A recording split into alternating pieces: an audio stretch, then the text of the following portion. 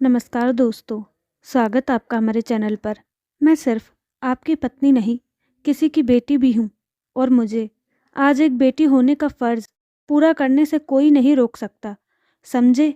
मेरी बात इसीलिए मुझे रोकने और धमकी देने की कोशिश तो तुम बिल्कुल भी मत करना। अब हटो मेरे रास्ते से।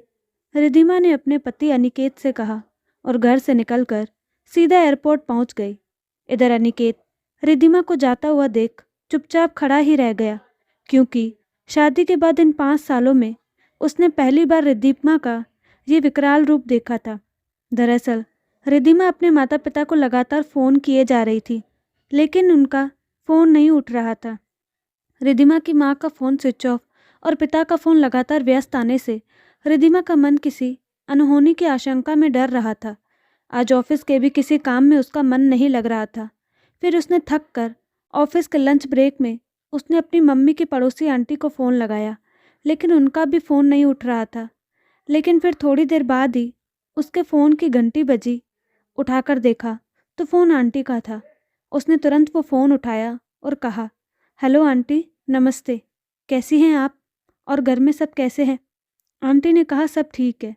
बेटा तू कैसी है और घर में सब कैसे हैं? अभी आई तो देखा तेरा फ़ोन आया हुआ था। रिद्धिमा ने घबराहट में कहा, हाँ मैंने फ़ोन तो किया था, यहाँ तो सब ठीक है। वो आंटी आज मम्मी पापा फ़ोन नहीं उठा रहे हैं। क्या हुआ, सब ठीक तो है ना? आपको पता है कुछ वो लोग कहीं गए तो नहीं है ना आंटी? प्लीज़ क्या आप एक बार मेरी बात करा सकती हैं? आंटी ने दबी आवाज़ में कहा, हाँ सब ठीक है, कोई बात नहीं। तभी रिद्धिमा को आंटी के पीछे से उनकी बहू की आवाज़ आई, माँ जी आप सच सच क्यों नहीं बता देती? रिद्धिमा ने आंटी की बहू की आवाज़ सुनकर कहा, आंटी सच बताइए, भाभी कौन सा सच बताने के लिए कह रही हैं? तब तक फ़ोन आंटी की बहू ने लेकर कहा, रिद्धिमा माफ़ी चाहूँगी, सबने तुम्हें सच बताने के लिए मना किया था, लेकिन मैं अब और झूठ बोलकर अपने परिवार को किसी मुश्किल में नहीं डाल सकती। दरअसल कल तुम्हारे घर में रात को कुछ चोर घुस आए थे, जिन्होंने तुम्हारी माँ को सिर में डंडे से वार किया और उनको चोट आ गई है। अंकल जी पुलिस स्टेशन गए थे चोरों के खिलाफ शिकायत दर्ज कराने। कल रात से सब परेशान हैं। आज भी अंकल अस्पताल और पुलिस स्टेशन के चक्कर लगा रहे हैं। सबने आपको बताने से मना किया, लेकिन मुझसे रहा नहीं गया। आंटी जी की कंडीशन अभी ठीक है, लेकिन अंकल जी अकेले परेशान हो रहे हैं। माना कि हम सब यहाँ हैं, लेकिन कब तक? उन लोगों को देखकर कभी कभी लगता है काश उनको कोई बेटा होता तो वे आज यूँ बेसहाराओं की तरह न रह रहे होते। बात कड़वी है, पर देखो रिद्धिमा, आखिर तुम उनकी इकलौती संतान हो, तो अब तुम्हारा फ़र्ज़ बनता है कि तुम उन लोगों की देखभाल करो। अब बुढ़ापे में उन्हें सेवा और सुरक्षा की ज़रूरत है। रिद्धिमा की आंखों में आंसू भर गए। उसने कहा, क्या भाभी कैसी बातें कर रही हैं? वो मेरी माँ बाप हैं, उनकी बेटी अभी जिंदा है, वो कभी बेसहारा नहीं हो सकते। मैं ही उनकी बेटी अभी भी हूँ और बेटा भी। मैं आज ही आ रही हूँ, शाम तक। रिद्धिमा के कानों में भाभी की बातें, शूल की बातें चुभ गई। उसकी आंखों में न जाने क्यों आज अनहोनी की आशंका में आंसू भी बहे जा रहे थे। रिद्धिमा ऑफिस से अर्जेंट छुट्टी लेकर घर के लिए निकल गई। रास्ते में उसके पापा का फ़ोन आया। वो रिद्धिमा को बात करके ऐसे जता रहे थे जैसे सब कुछ सामान्य है, लेकिन तभी रिद्धिमा ने रुंधी हुई आवाज़ में कहा, क्या पापा, अपनी बेटी को इतना पराया कर दिया आपने कि मुझे बताना भी ज़रूरी नहीं समझा। अगर कल रात आप दोनों को कुछ हो जाता तो मैं खुद को जीवन भर कभी माफ़ नहीं कर पाती। अच्छा छोड़िए इन बातों को, बताइए माँ कैसी है? अब आप चिंता मत कीजिए, मैं शाम तक पहुँच जाऊँगी।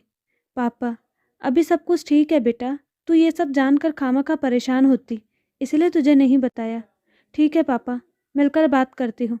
रिद्धिमा अपने माता पिता की इकलौती संतान थी, जिसे बड़ी मिन्नतों के बाद पाया था उसके माँ पापा ने। रिद्धिमा एक आत्मनिर्भर महिला थी, लेकिन कहते हैं ना कि ससुराल में चाहे बहू नौकरी करती हो या चाहे ना करती हो, ससुराल वालों को बहू का मायके वालों से लगाव रखना बिल्कुल नहीं भाता। वैसे तो सब कुछ ठीक था रिद्धिमा के ससुराल में, लेकिन जब भी बात मायके जाने की होती तो मायके के नाम से ही उसकी सास गीता जी बखेड़ा खड़ा कर देती, क्योंकि गीता जी को रिद्धिमा का मायके जाना या ज़्यादा देर फ़ोन पर बातें करना बिल्कुल भी पसंद नहीं था। ये सिर्फ सास की ही समस्या नहीं थी, रिद्धिमा के पति का भी यही हालत थी। वह माँ बेटे बिल्कुल एक सी ही भाषा बोलते। परिवार में सास, ससुर और रिद्धिमा अपने पति और दोनों बेटों के साथ रहती थी। गीता जी बात बात में रिद्धिमा को ताना देते हुए कहती, देख बेटा, हमने तो गलती कर दी, इकलौती बेटी को अपनी बहू बनाकर, लेकिन तू भविष्य में ऐसा बिल्कुल भी मत करना। मैं तो सबको यही कहती समझाती हूँ, ऐसी बहुएं सिर्फ माता पिता की ही सगी हो पाती है, क्योंकि उनका सारा ध्यान अपने मायके पर जो होता है।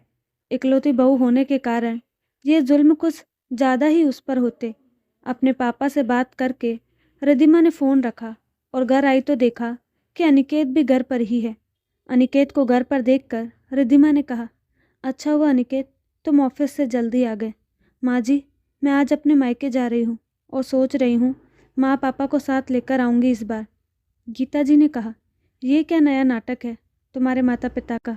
बहू कोई ज़रूरत नहीं कहीं जाने की, समझी? वो यहाँ हमारे साथ मेरे घर में नहीं रह सकते।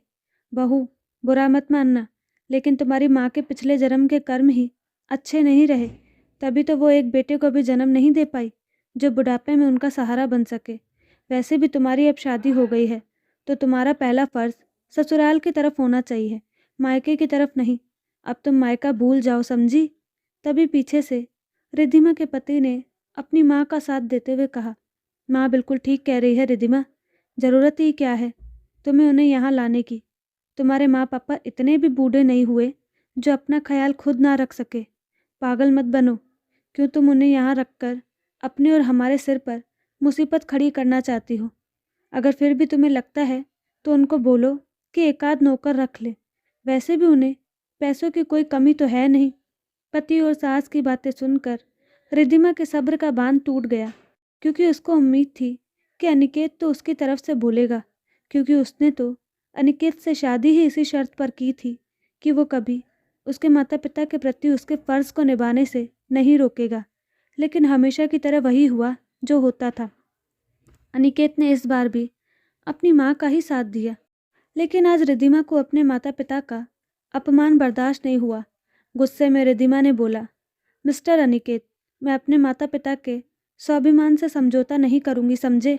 और जो तुम मुझसे कह रहे हो, फिर तो ये बात तुम्हारे माँ बाबूजी के साथ भी लागू होती है।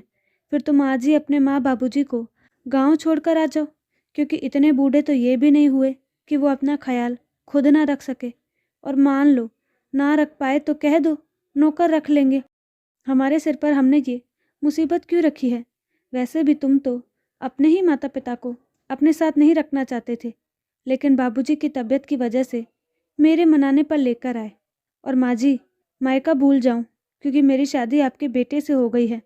तो मैं एक बात आप सबको याद दिला दूं कि मेरे माता पिता से ही मेरा वजूद जुड़ा है, जिसको भूलना मेरे लिए तो नामुमकिन है। जिस तरह आप लोगों ने अनिकेत को पढ़ा लिखा कर आत्मनिर्भर बनाया है, उसकी तरह मेरे माता पिता ने भी मुझे पढ़ाया लिखाया, इस काबिल बनाया कि मैं खुद के बलबूते पर उनका ख्याल रख सकती हूँ। हाँ, लेकिन एक बार खुद के गिरेबान में झाँक कर देखिए कि क्या अनिकेत आपकी सेवा कर पाएगा। ज़बान संभाल कर बात करो रिद्धिमा, तुम मेरे सामने मेरे माता पिता का अपमान नहीं कर सकती, वरना मुझसे बुरा कोई नहीं होगा। अनिकेत ने गुस्से में चीखते हुए कहा, चिल्लाओ मत मिस्टर अनिकेत, चिल्लाना मुझे भी आता है। खुद के माँ बाप पर बात आई तो गुस्सा आ गया। क्या बात है, और मेरे माता पिता का कोई सम्मान नहीं? क्यों, क्या जान सकती हूँ मैं इस तरह? तुम अपने माता पिता के लिए बुरा लगता है, उसी तरह मुझे भी बुरा लगता है।